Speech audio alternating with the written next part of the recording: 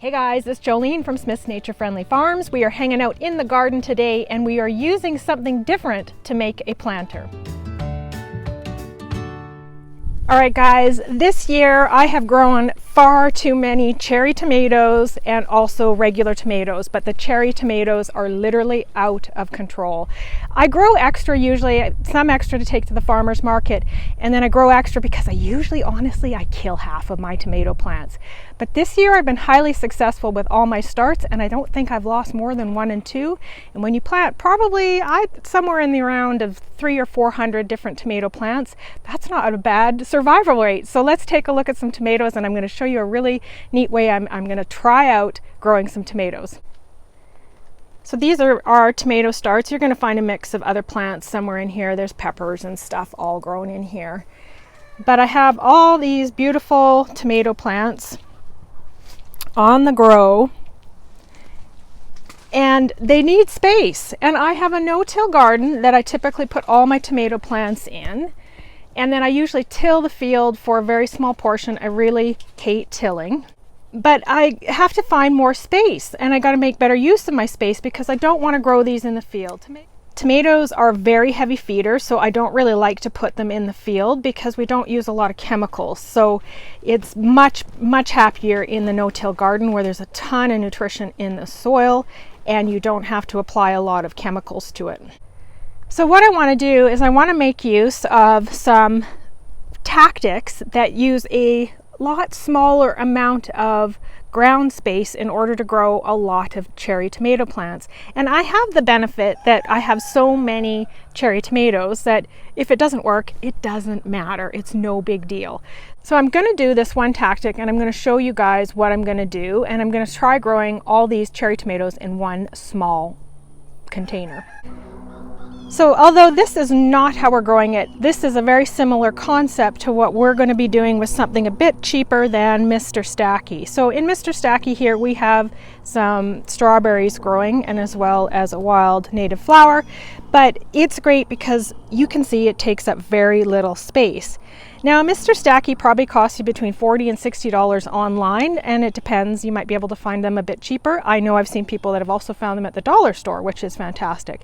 This guy is pretty big, so he was a $40 one, and with prices, going up, he's probably a bit more expensive this year.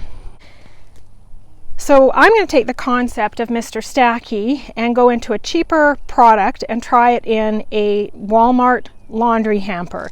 So the Walmart laundry hamper, this guy cost about $7. It's actually, surprisingly, the dollar store was $14 for one of these. So $7 seemed like a real bargain.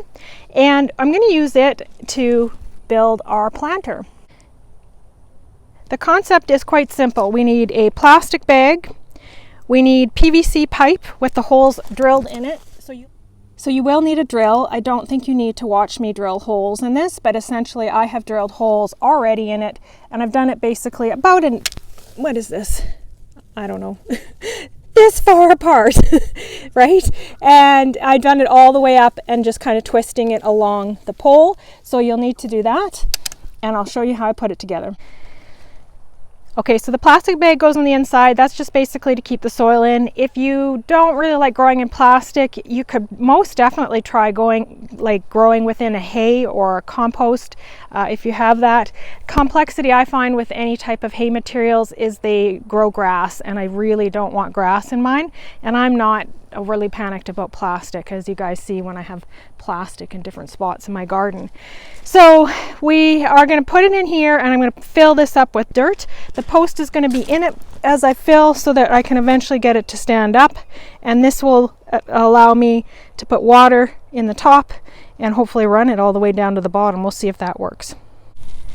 Okay, we've got it filled up with soil. And I've gone around and just poked my finger through to put a finger-sized hole all along the bottom. I did not drill any holes in the bottom of this because we are really hot in the south, and a little collection on the bottom of this pot will actually create kind of a bit of a wicking system. So I'm okay with the moisture at the bottom. It honestly will dry, and it is so hard to keep any containers really moist in the south that I don't really worry about any moisture that collects down on the bottom. So If you are in an area that maybe moisture is a problem, you may want to drill holes in the bottom of this basket so that you've got drainage straight through, but I'm not going to worry about it here for the south. So all nice and full. You also could chop this off. I didn't want to chop it off, just call it laziness, I don't know. But I was like, it doesn't really matter, it might not work anyways, so I wasn't sure. And maybe later I'll cut it off, but you may not want a post that's quite as that tall. Doesn't necessarily need to be. In fact, it might ruin the functionality of it because the water's going to start coming out here, but we'll see as we go along. But here is our cherry tomatoes. These are the little ones that I have. You saw the big ones in the greenhouse.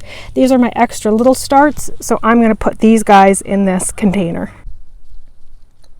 All right, so all I did was I'd get a little section in here and I'd poke a hole in it, move the dirt down a bit just to get enough space, and then I put my seedling in as gently as possible. The fact that the seedling soil is so moist, it makes a big difference. And then I just push down the dirt. Now if you're down at the bottom, you don't have the ability to push down the dirt, so you kind of have to get your finger up in there and get the dirt to fall down on it. But the variety that I've got in here now, I've got mostly tiny Tims. I have some basket tomatoes.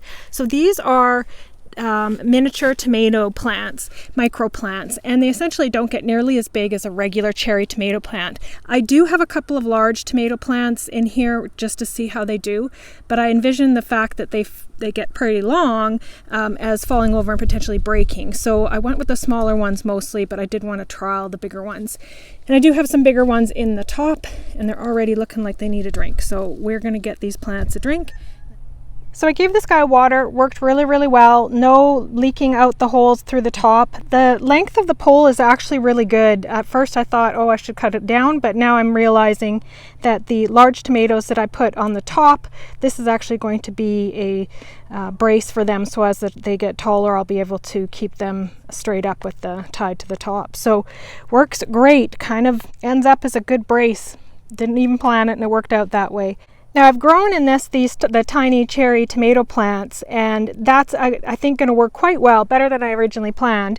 But you could do a lot of things in this basket. You could do this with lettuce, you could do this with strawberries like my Mr. Stacky had.